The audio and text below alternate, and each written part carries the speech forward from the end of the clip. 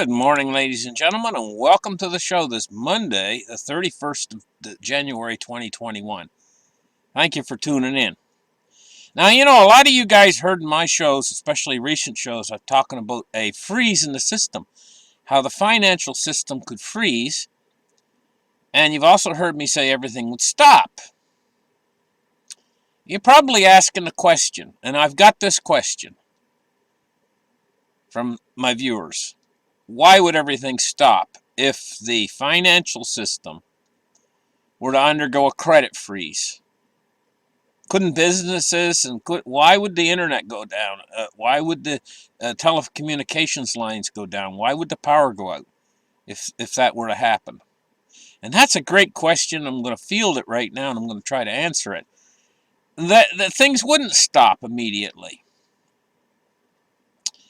You would go to your local grocery store, and of course the financial system would be frozen because credit lines would be frozen within the financial system, but your local grocery store would probably still be open. But they'd have a little sign on every register that says, "We only take cash, we don't take credit, we don't take debit, we don't take credit, we only take cash today." Same thing with your gas station, because they can't get credit. Their credit lines would be closed. And so what would happen is this would be all over the whole system, worldwide. People would start to realize suddenly the value of cash because they could still do transactions with cash. But because there'd be very, very limited quantities of cash within the system, these businesses that would remain open, their flow of business, the amount of business that they actually get, would drop off drastically. And very quickly, people would realize that cash is the only thing that they could actually buy food with.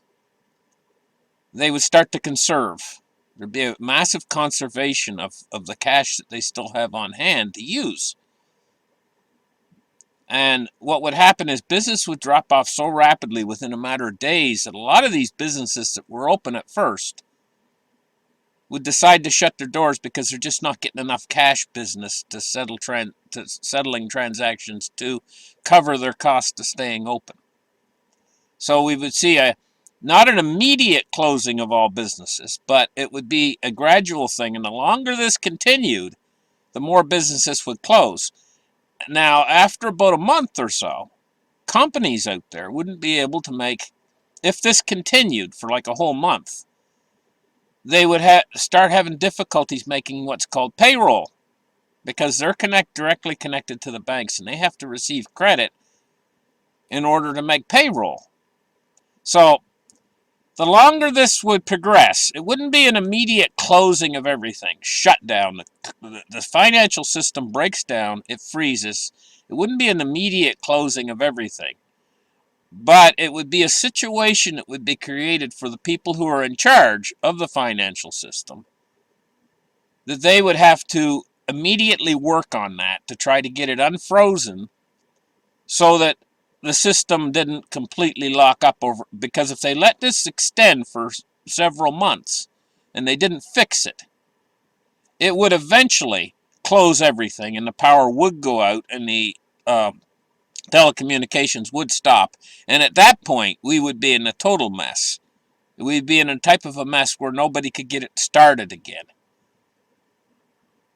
So this would create a panic situation at the very top of the food chain, which is the top of the financial system, because everything runs on money, that would have to be fixed very, very quickly.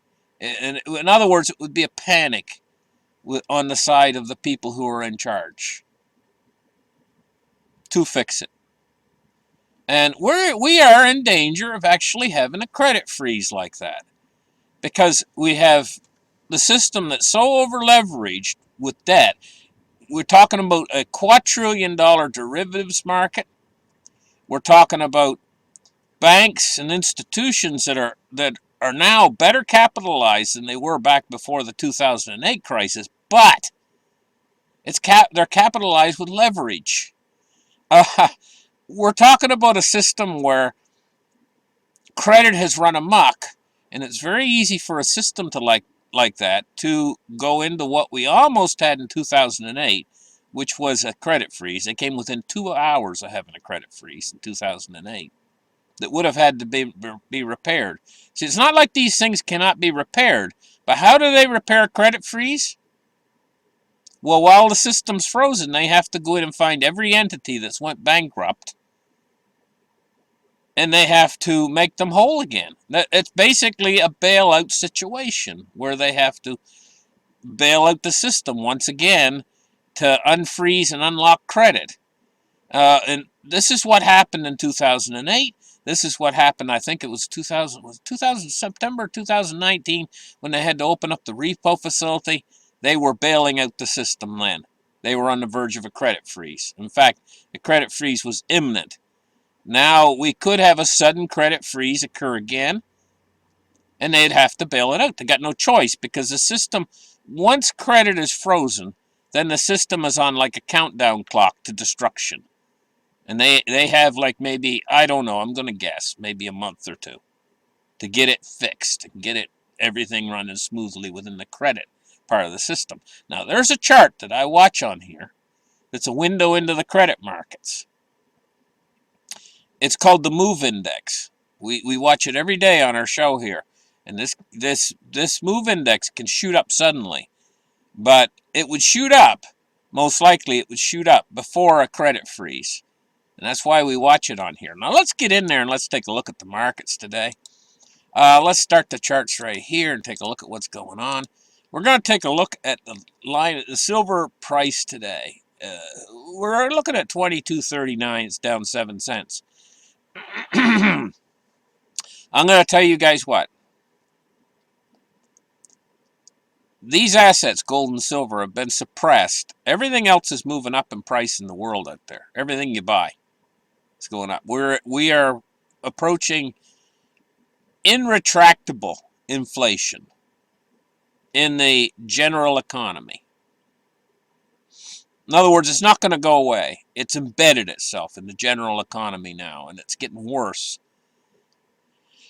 Whereas in the upper parts of the economy, which is the Wall Street part of the economy, is somewhat detached from the general economy now, at this point. The credit markets, the stock markets, the bonds, everything's detached now from the real world or the real economy. There's a detachment. And the people that work in this field, like the Fed and all these people, they read charts and chart analysts. They have actually fudged their own numbers, and they actually believe their own numbers now, like unemployment numbers. It goes on, list goes on and on. But this just makes this detachment even bigger from reality. What's really going on in the real general economy? Well, we got inflation out there.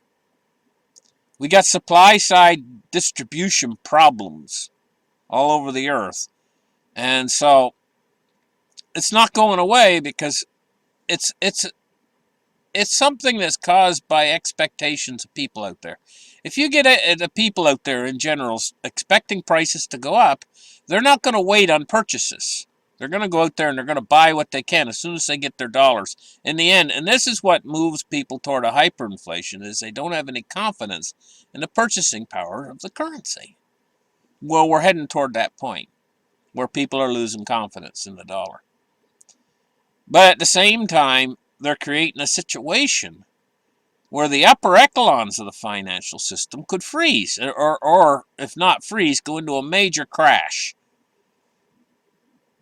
So we would have that detachment even greater, where the upper part of the financial system, the Wall Street part of the financial system, is undergoing a crash, and it's deflating rather rapidly, where the general economy out there is still on the inflation. Inflation is still increasing. Both things at once. This also a stagnating economy. So stagflation would be the word of the day. And here we go in the silver and gold markets, which the price has been suppressed and everything, the price and everything else is moving up. This effect is going to grow larger if they continue to suppress this price. And at a certain point, they'll go below the cost of not only production, but the cost of just moving it. Precious metals are very heavy. Shipping prices are going through the roof. Just the shipping prices alone. If they keep these prices suppressed on gold and silver, I mean, it costs to move it. If you're going to move 1,000 pounds of silver across the country, it's going to be a cost associated with that, just moving it.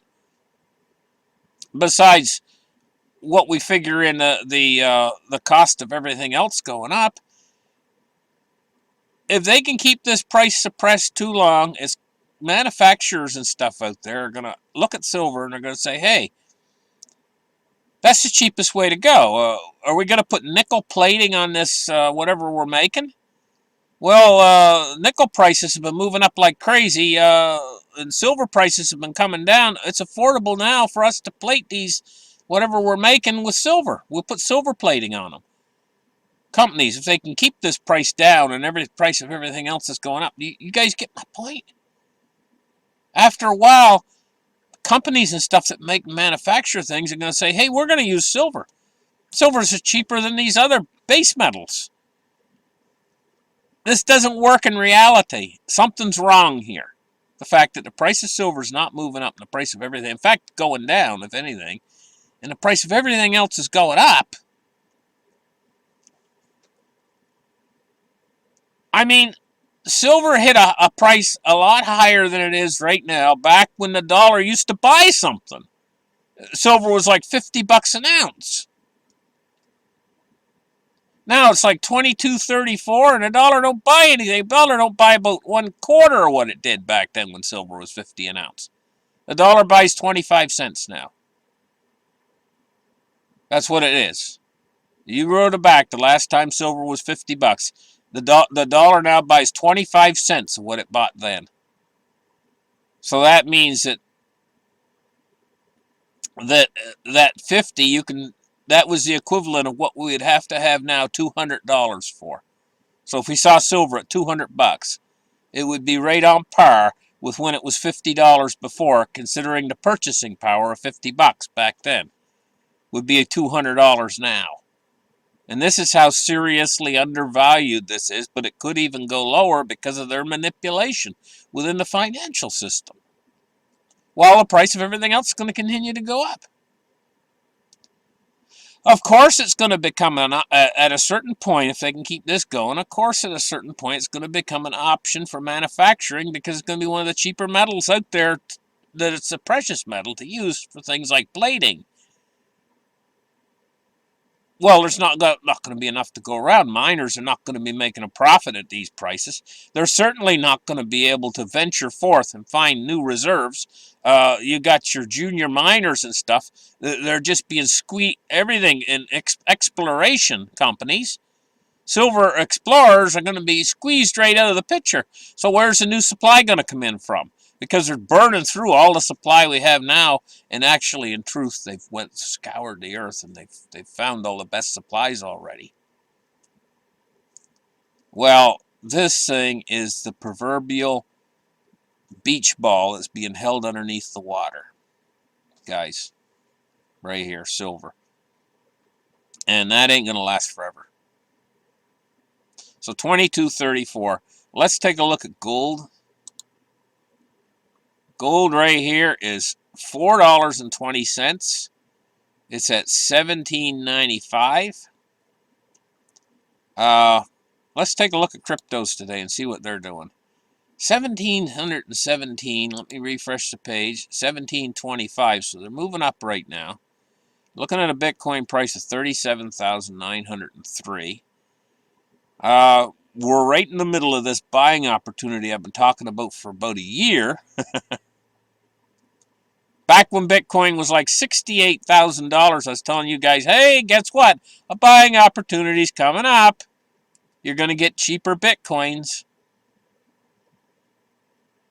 And I even said when it was going to happen. And now here it is. Here's your buying opportunity. You're in it. Could it get better? Yes, it could get better. It could get a little bit cheaper. But this buying opportunity is not going to last forever. And when we get to the other side of this, we're in for probably the biggest bull run yet in the cryptos. Because cryptos now have embedded themselves in the financial system. They're not going away. Stable coins are here to stay. Crypto's here to stay. Even the central banks are talking about going into cryptos. That's just going to drive the price of the decentralized cryptos up. The centralized cryptos are coming. They're called CBDCs, central bank digital currencies. And they are going to be they're going to be used for everything, but they're going to complete the hyperinflation. They're going to complete the destruction of the fiat currency. A central bank digital currency is nothing more than a fiat currency. It doesn't have any limited supply. There's no limitations to it. They can create as many units as they want. Okay, so let's take a look at the Dow Jones today, which is up 14 points at 34,739. Big fall, I think, is coming in these markets pretty darn soon. I predicted it, and I said it was going to be when the Fed does their second cut. It's going to be after that, after they do their second cut. Well, we haven't saw the big fall in the markets yet, but I think it's coming after. Like I say, I think my forecast is right on. I think it's coming after they do their second cut.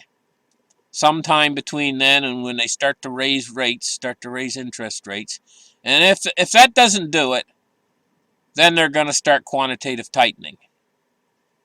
They're going to keep going. They're going to keep pushing forward until they get their big collapse in the markets. They could actually trigger a credit freeze in the system. And early part of this show, I talked about the credit freeze and how that would have to be fixed. There's only one way to fix it. You got to bail everybody out all over again. And what's that going to do to the dollar? That's going to kill it. Kill the dollar. Okay, so now let's take a look at our crude oil today, which is at 87.26, and it's slowly going up. It's up 44 cents on the day so far, or 0.5%. Now let's take a look at the MOVE index. This is what I told you about. This is Miss MOVE index. Stability in the credit markets. 85.29 today, which is a little bit high. Should be around 40, you know. But it's when it starts to shoot up over 100 and go up really fast. That's when you got to watch out, because that means a credit event is occurring. Okay, bonds and rates today. And we're looking at rising yields. We're up a couple basis points. On the U.S. 10-year, we're up just around 1 basis point at 1.79. And the U.S. 30 years at 2.11, and we're up 2.9 basis points. They're right on the verge now on these yields. They're right on the verge of getting ready to price in the second cut by the Fed. It should be starting pretty soon. And I expect the U.S. 10-year to start creeping up toward 2% when they start to price in that second cut. Now, that's not going to have a good effect upon the markets. Looking at a U.S. 30-year, 2.11, it's probably going to start to approach 2.25 when they do this second cut, because they're the biggest buyer of bonds. They're pulling back out of the market. They'll be halfway pulled back out once they do this second cut. It means they've cut from 120 billion a month down to 60. Getting ready to do that. They're the biggest buyer. When the biggest buyer pulls out, then yields are going to have to go up, because there's nobody out there to buy these things. And that's what happens. If you got no buyers of bonds, then yields climb, you know. And if yields climb, then the next effect is you're going to have a knock-on effect upon the stock market. Equity prices are not going to do good in an environment of rising yields. It's just simple. That's a simple equation. Okay, let's take a look at the U.S. dollar index today. We're looking at 96.87, which is a rather high dollar. It seems to be going down just a little bit today. It's down like 0.5% down. But I expect a strong dollar until they get done their their tightening and everything. The Fed, until the flip comes.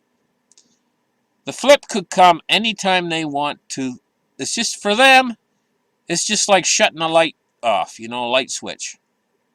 Right now, the light switch is on. They're right on to cut and do quantitative tightening and tapering and raising interest rates and all that kind of stuff. The light's on. They've told you it's data dependent. They can turn that light switch off overnight. And when they do that, everything's going to reverse. It's going to be a massive reversal. Thank you guys for listening to my show. Like and subscribe, and we'll catch you guys in the very next episode. Bye-bye.